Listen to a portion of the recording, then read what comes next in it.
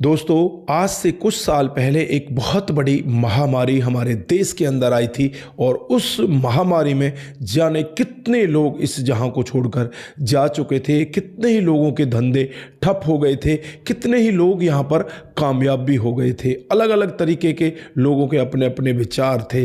दोस्तों, यहां पर इस लॉकडाउन में एक महिला टीचर होती है जो पबजी गेम खेलने लगती है और पबजी खेलते खेलते उसकी नज़दीकियां एक लड़के के साथ हो जाती हैं। उसी के साथ वो पबजी खेलने लगती है। धीरे धीरे करके समय आगे बीतने लगता है और एक दिन का वाकया होता है जब 1 जून 2023 का वाकया होता है, जब इसका पति और इसकी सास बाजार से घर वापस आते हैं।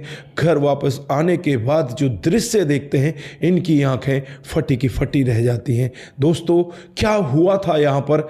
अगर आप लोग भी पूरे मामले को डिटेल से जानना चाहते हैं तो वीडियो को जरा सा भी स्किप ना करें, लास्ट तक वीडियो को जरूर देखिएगा। आगे बढ़ने से पहले हमारी वही रिक्वेस्ट कि जो हमारे चैनल के साथ नए हैं, कृपया करके चैनल को फॉलो कर लें, बेल आइकन को जरूर प्रेस करें। नमस्कार, जय हिंद। आप देख रहे हैं APH न्यूज राहुल रावत के साथ। दोस्तों, आज की जो हकीकत की घटना आप लोगों को बताने जा रहा हूं, ये यूपी के अयोध्या कोताबलीपुरा क्षेत्र के श्री रामपुरा कॉलोनी की है। 1 जून 2023 का वाकया होता है जब एक पति अपनी पत्नी को घर पर छोड़कर जाता है। पत्नी का नाम सुप्रिया होता है और वो अपनी माँ के साथ बाजार चला जाता है। दोस्तों, हालांकि उस घर में मजदूर भी काम कर रहे होते हैं, जो ऊपर छत पर काम चल रहा था। अब यहाँ पर जैसे ही वो घर वापस आता है तो उसकी पत्नी वहाँ पर मृत अवस्था में पड़ी होती है। आनन फानन में यहाँ पर पुलिस को बुलाया जाता है। पुलिस मौके पर पहुँच जाती है और जब इस डेड बॉडी को देखती है तो इसे उठाकर पोस्टमार्टम के लिए भेज देती है। ये डेड बॉडी सुप्रिया की होती है, जिसकी उम्र 30 साल होती है, जो पेशे से एक टीचर होती है। जो इसका पति होता है वो भी एक टीचर होता है। दोस्तों, अब यहाँ पर सबसे पहला शक उन मजदूरों के ऊपर जाने लगता है जो ऊपर काम कर रहे थे।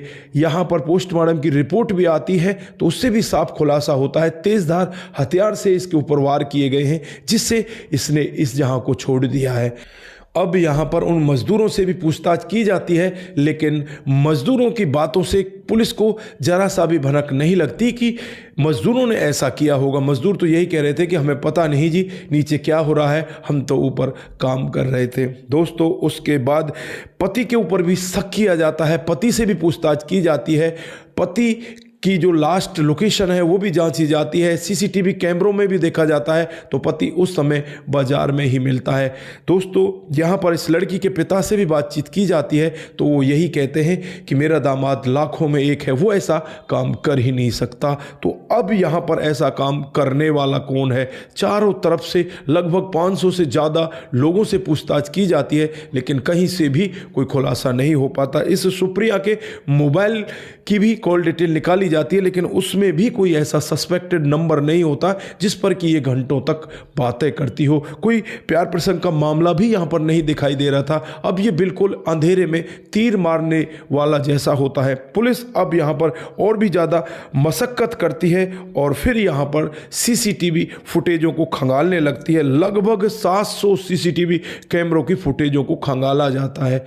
दोस्तों, जब यहाँ पर एक CCTV कैमरे में एक रेड कलर की टी-शर्ट पहने हुए एक लड़का इनके घर की तरफ आ रहा होता है, उसका चेहरा बिल्कुल साफ नहीं होता, लेकिन टी-शर्ट से कैसे पता लगाया जाए? फिर बाजार की तमाम दुकानों से पता किया जाता है कि इस कलर की टी-शर्ट किस बच्चे ने तुमसे खरीदी है, कौन ये टी-शर्ट लेकर गया है, लेकिन वहाँ पर भी पुलिस के हाथ खाली होते हैं।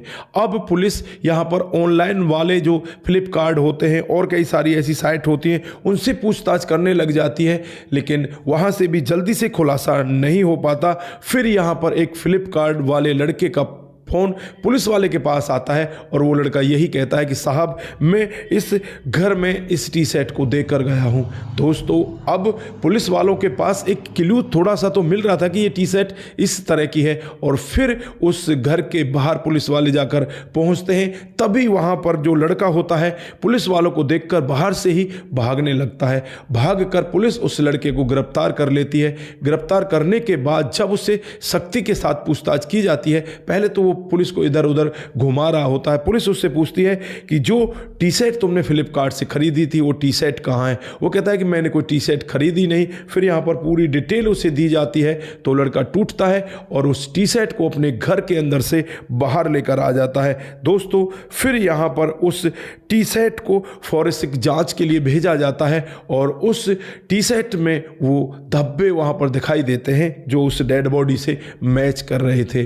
अब यहाँ पर आप लोग सोच रहे होंगे कि वो टी शर्ट तो धुली भी होगी, लेकिन धुलाई के बाद भी फॉरेंसिक जांच में ये सारा मामला आ जाता है और यहाँ पर आज उसका खुलासा हो जाता है कि इस लड़के ने ही ये सब कांड किया है। दोस्तों लेकिन पुलिस ने इसे गिरफ्तार करने के बाद जब पूरी डिटेल खंगाली तो एक ऐसा मामला सामने आता है जिसे सुनकर हर कोई व्यक्ति दंग हो जाता है। दरअसल ये लड़का लॉकडाउन के टाइम में ही पबजी चलाया करता और यहाँ पर ये सुप्रिया भी अपने टाइम को पास करने के लिए पबजी गेम खेलना स्टार्ट कर देती है और पबजी में ये दोनों एक दूसरे के पार्टनर बन जाते, एक ही साथ ये गेम खेला करते। धीरे धीरे इनकी नज़दीकियाँ इस पबजी से बढ़कर स्नैपचैट पर पहुँच जाती है और स्नैपचैट पर ये दोनों एक दूसरे से बातचीत करने लगते हैं। और जब इन दोनों को पता चलता है कि ये तो अड़ोसी पड़ोसी हैं, इनका घर तो थोड़ी दूरी पर है, तो यहाँ पर ये फिर दोनों एक दूसरे के प्यार प्रसंग में आ जाते हैं, एक दूसरे के साथ नज़दीकियां बढ़ जाती हैं और यहाँ पर ये लड़का इसके घर जाने लगता है। ये सब करता जो आपके दिमाग में चल रहा है वही सब ये काम वहाँ पर किया करते हैं। दोस्तों धीरे धीरे इनका समय बीत रहा होता है। समय के हिसाब से ही अब यहाँ पर ये लड़का इसे छोड़ना चाहता है। इस लड़के का इससे मन ऊब जाता है और ये कहता है कि बस अब मैं तुमसे नहीं मिल सकता। लेकिन ये औरत इसे छोड़ना ही नहीं चाहती थी। ये चाहती थी कि ये लड़का हमेशा ही मेरे साथ रहे और किसी को कानो कान खबर भी नहीं चलेगी। दोस्तों अब यहाँ पर ये लड़का चाहता है कि क्यों ना इससे छुटकारा ही पा लिया जाए, ना रहेगी बांस और ना बजेगी बांसुरी, क्यों ना इसे रास्ते से हटा दिया जाए। दोस्तों 1 जून 2023 का वो वक्त होता है जब इसका पति और इसकी जो सास है वो बाजार गए हुए होते हैं, मिस्त्री ऊपर काम कर रहे होते हैं। ये घर के अंदर जाता है। घर के अंदर जाने के बाद पहले तो ये आपस में बातचीतें करते हैं, जो वहाँ पर टैप रिकॉर्ड वगैरह होता है उसकी आवाज़ को बढ़ा दिया जाता है और ये लड़का फिर इसके सीने पर बैठकर वहीं पर तेजधार हथियार से इसके ऊपर वार करने लगता है। इसे वहीं पर मौत के घाट उतार देता है और उसके बाद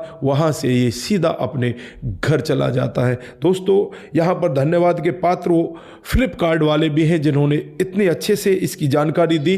दूसरी तरफ पुलिस वालों का भी धन्यवाद करना पड़ेगा जिन्होंने इतनी मशक्कत के बाद इस केस को सॉल्व कर दिया। नहीं तो इस केस में तूल पर पकड़ते हुए दिखाई दे रहे थे। कई बार तो ऐसा लग रहा था कि जनता में आक्रोश बहुत ज़्यादा बढ़ रहा है, क्योंकि जनता यहाँ पर यही कह रही थी कि इस महिला सुप्रिया का जो करैक्टर है उसको बदनाम किया जा रहा है, उसके करैक्टर को बदनाम ना किया जाए। दोस्तों फिलहाल ये लड़का अब बालिग हो चुका है और ये अब जेल के अंदर है। लेकिन यहाँ पर आप लोगों ने देखा किस तरह से एक लड़का जो कम ही उम्र का होता है वो पबजी के गेम में इस तरह से एक महिला के प्यार में पड़ जाता है और प्यार में पड़ने के बाद यहाँ पर वो उससे छुटकारा पाने के लिए कितना बड़ा कांड कर देता है। तो दोस्तों ये रही आज की सच्ची हकीकत की घटना। आप लोग यहाँ पर क्या कहना चाहते हैं, आपकी जो भी राय है एक बार कमेंट बॉक्स में ज़रूर दीजिएगा। यहाँ पर आपको किसकी गलती ज़्यादा दिखाई दे रही, सुप्रिया की या उस लड़के की?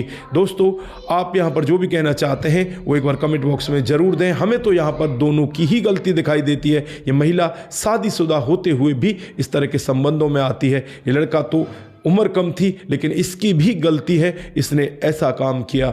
आप लोग यहाँ पर जो भी कहना चाहते हैं एक बार कमेंट में ज़रूर दीजिएगा। आज के लिए बस इतना ही, फिर मिलते हैं किसी नए मोड के साथ। तब तक के लिए आप अपना ख्याल रखें, परिवार का ख्याल रखें, सतर्क रहें, सावधान रहें, रिश्तों की अहमियत को ज़रूर समझें। नमस्कार, जय हिंद, जय भारत।